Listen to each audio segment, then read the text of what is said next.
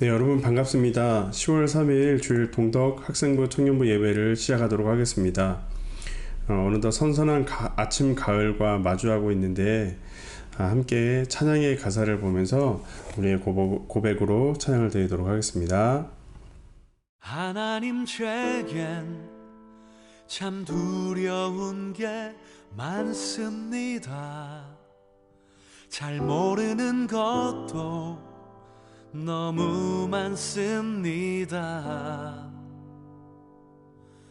부끄러운 일은 헤아릴 수도 없고 지치고 힘든 때에도 그때도 의연한 척해야 할 때도 있습니다.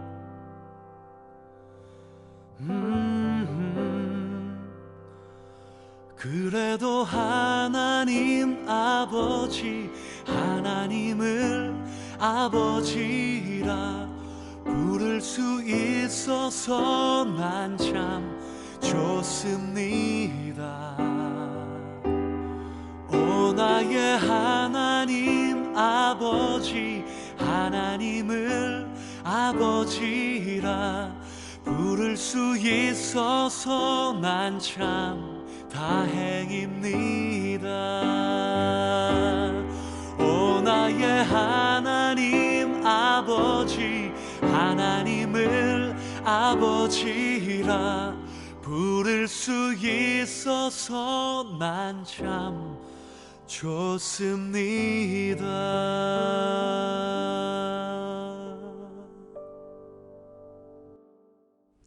사도신경으로 함께 신앙 고백하겠습니다. 나는 전능하신 아버지 하나님, 천지의 창조주를 믿습니다. 나는 그의 유일하신 아들, 우리 주 예수 그리스도를 믿습니다. 그는 성령으로 잉태되어 동정녀 마리아에게서 나시고 본디오 빌라도에게 고난을 받아 십자가에 못 박혀 죽으시고 장사된 지 사흘 만에 죽은 자 가운데서 다시 살아나셨으며 하늘에 오르시어 전능하신 아버지 하나님 우편에 앉아 계시다가 거기로부터 살아있는 자와 죽은 자를 심판하러 오십니다. 나는 성령을 믿으며 거룩한 공교회와 성도의 교제와 죄를 용서받는 것과 몸의 부활과 영생을 믿습니다. 아멘. 네, 광고입니다. 코로나 4단계가 다시 2주간 연장되어서 10월 17일까지로 연장되었습니다. 요새는 또 그 평균적인 2,000명대 선으로서 꾸준하게 확진자가 나오고 있는 것 같습니다. 위드 코로나가 사실 된다고 하더라도 상황이 나아지는 것은 아니기 때문에 각자 여러분들 스스로 가족과 또한 여러분 주변 사람들을 배려하는 마음에서라도 우리 각자 개인의 위생과 방역을 위해서 우리가 잘 지켜주시면 좋겠습니다. 그리고 함께 한 마음으로 또 기도해 주시고 또 교회적으로도 여러 가지 많은 부분들이 점차 나아지길 바라는 마음으로 기도해 주시면 좋겠습니다. 네, 두 번째는 김지용 장로님 소식을 잠깐 전해드립니다. 지난주 장로님께서 28일 수술을 하셨어요. 현재까지의 소식은 사실은 수술을 하려고 딱 봤는데 장로님의 그 폐 부분 말고 또 다른 부분들도 좀 전이가 되어 있어서 조금 모두 제거는 하였지만 제거한 부분들의 그 조직을 가지고 검사 중에 있습니다. 그리고 이후에 병원에서 좀 더 이 항암 치료를 어떻게 해야 될지에 대한 부분들을 조금 놓고 이렇게 준비하고 있다고 해요. 그래서 사실은 크게 어려움이 없을 거라 생각했었던 거에 비하면 다른 분들이 전이가 되었기 때문에 좀 놀라셨을 장로님과 또 우리 신명한 집사님과 또 우리 기현 선생님, 동현 선생님을 위해서도 그 마음을 위해서도 우리 함께 기도하고 또 함께 한 마음으로 응원해 주시고 또 치료를 받는 그 이후의 모든 과정들도 우리가 함께 조금만 더 여러분들이 기도해 주시면 좋겠습니다. 네, 세 번째는 교회 1층 리모델링 공사가 10월 4일 이제 내일 바로 월요일 날 시작됩니다. 그래서 예상은 예전에 그 식당 분위기를 좀 카페 분위기로 대대적으로 좀 많이 리모델링을 할 것 같고요. 이후로 공사가 완공되면 여러분들 중에 간혹 공부할 장소를 찾는 우리 학생들이 좀 있고 청년들이 있었는데, 이것을 약간 카페 분위기로 해서 여러분들 개인으로 공부할 수 있는 공간으로도 잘 언제든지 활용할 수 있는 곳이 되었으면 좋겠습니다. 그래서 이 공사 과정도 잘 될 수 있도록 여러분이 함께 보시고, 나중에 기회가 되면 사진으로 업로드를 해드리도록 하겠습니다. 네, 오늘은 창세기 21장 아브라함에 대해서 함께 살펴보도록 하겠습니다. 오늘은 드디어 하나님이 약속하신 후손 이삭이 태어나는 이야기에 우리가 다다르게 되었습니다. 먼저 본문 창세기 21장 10절까지의 그 말씀만을 오늘 함께 보면서 살펴보겠습니다. 제21장.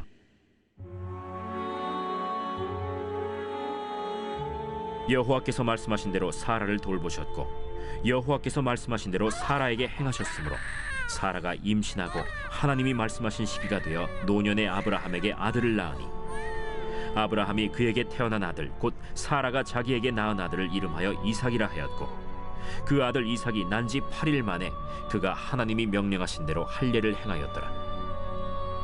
아브라함이 그의 아들 이삭이 그에게 태어날 때에 100세라.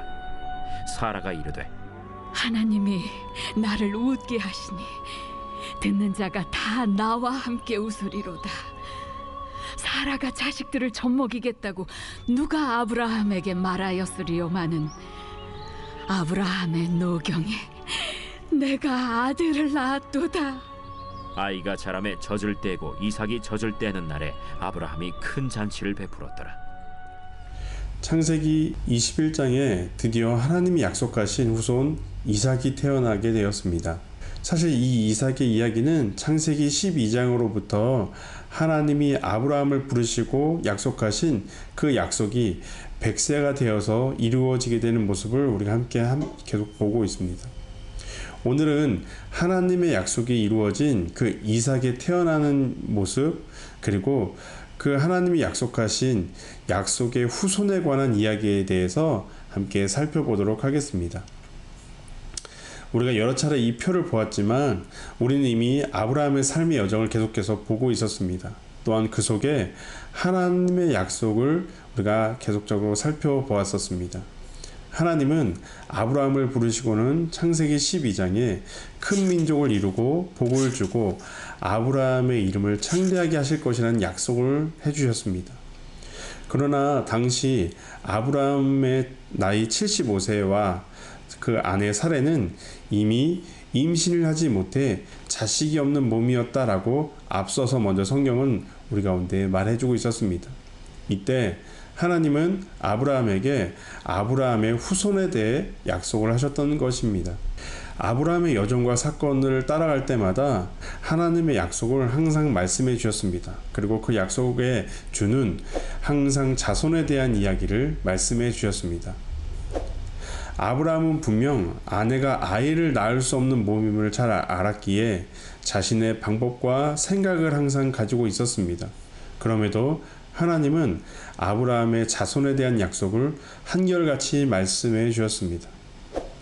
이후 창세기 15장에서도 바로 그 아브라함 내 몸에서 날 자가 내 상속자가 될 것이다 말씀하셨고, 17장에서도 내 후손과 언약을 맺는다 라고 말씀하시고, 창세기 18장에도 아들이라고 다양하게 상속자, 후손 이라는 여러 가지 표현을 통해서도 부르시고, 결국엔 오늘 본문을 통해서 이삭이라는 이 아기가 임신하지 못하는 바로 아내 그 사라의 몸을 통해서 낳게 되었던 것입니다. 우리는 아브라함의 여정을 여러분이 같이 보았지만 후손에 대한 약속에 대해서 우리가 함께 들었음에도 불구하고 문득 제가 여러분들에게 질문을 하겠습니다. 후손을 낳는 이야기가 왜 중요할까요?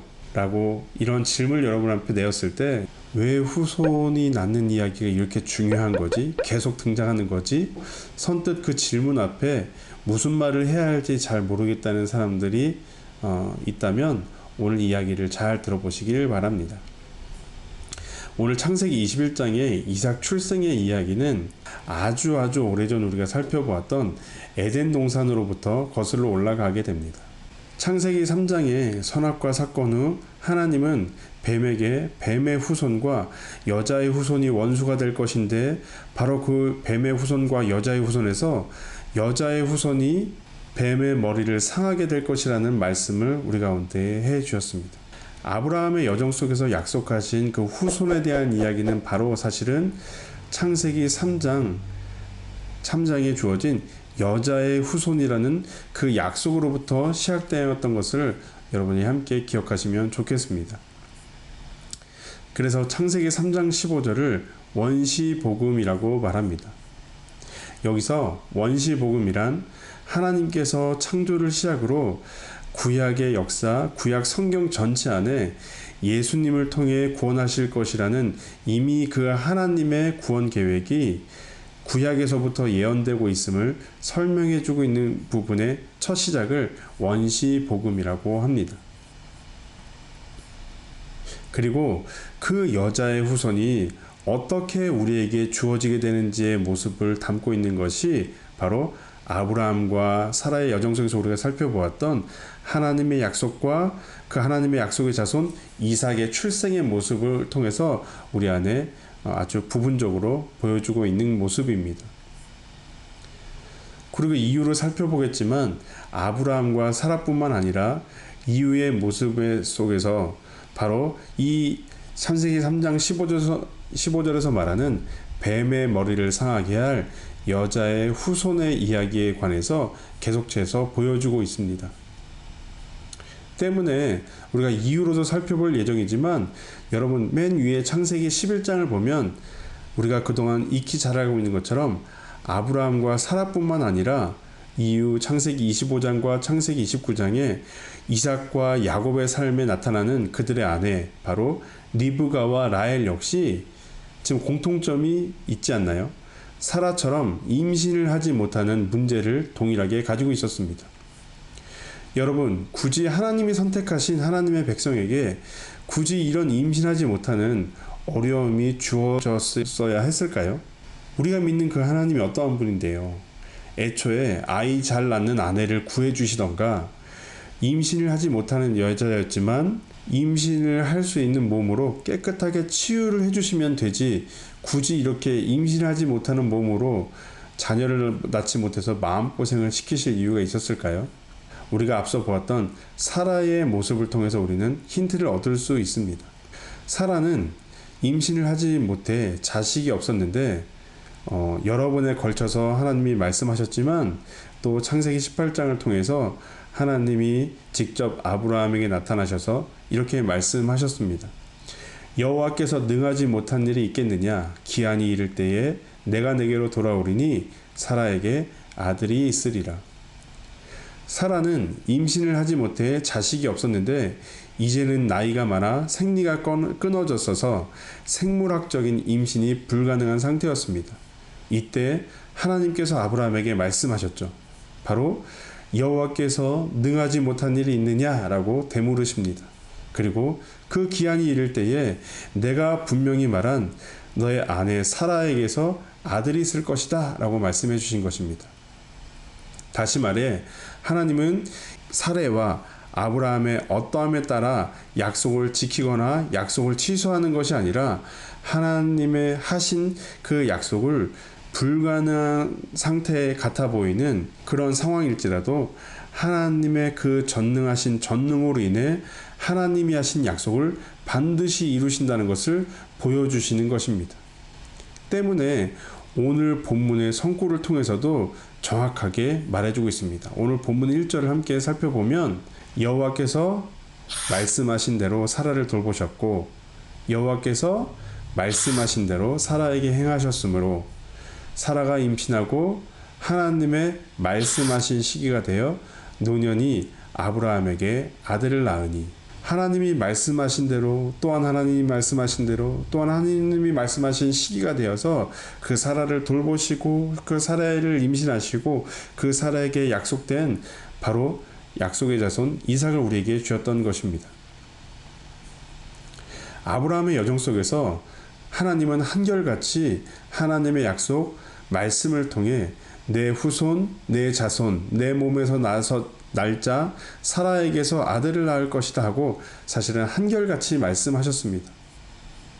이러한 모습은 창세기 3장을 시작으로 여자의 후손, 약속의 자손은 어떻게 주어지는가에 대한 물음 앞에 아브라함의 행함이 근거가 되는 율법을 통해서이냐, 하나님이 우리에게 하신 약속으로 그 약속의 후손이 주어지는 오직 은혜이냐를 우리 가운데 보여주시며, 오직 은혜로 주어지고 은혜로 하나님의 약속이 이루어지게 됨을 우리 가운데 설명해 주고 있는 것입니다.